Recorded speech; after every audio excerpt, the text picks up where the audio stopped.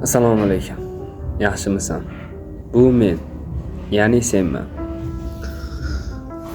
Bilaman, hozirda sen yoki povur, yoki baliqpas, yoki mebelshik, yoki-da shashlikpassan. Bu videoda olishimdan maqsad sen eshitib, ko'rib turgan bo'lsang, 4 insof qulog'ing eshityapti, hamma yo'g'ing joyida. Lekin ulardan to'g'ri foydalanishni bil. Balkim hozir uylangandirsan, rafiqing oldingdadir, ya'ni turmush o'rtog'ing. Birinchi o'chiratda oilangga yaxshi e'tiborli bo'l. Men shu kunga davr iloji boricha vijdonli va adolatli bo'lishga harakat qildim. Bundan keyin qanday bo'ladi bilmayman. Buni Xudo ko'rsatadi. Demoqchi bo'lganim, sen ko'p ishga qodirsan. Xudo xohlasa kelajakdagi planlaring yana o'sadi. Men hozir lekin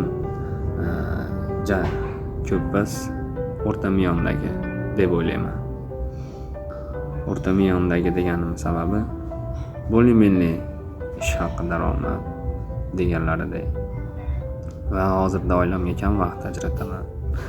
Chunki kelajakdagi orzularga nimadirli bo'lish uchun nimadandir kechish kerak albatta hozircha. Lekin ulardan ham chetlashmagan holda birinchi o'chiratda opangdan xabar ol. Agar meni hozir ko'rib turayotgan bo'lsang,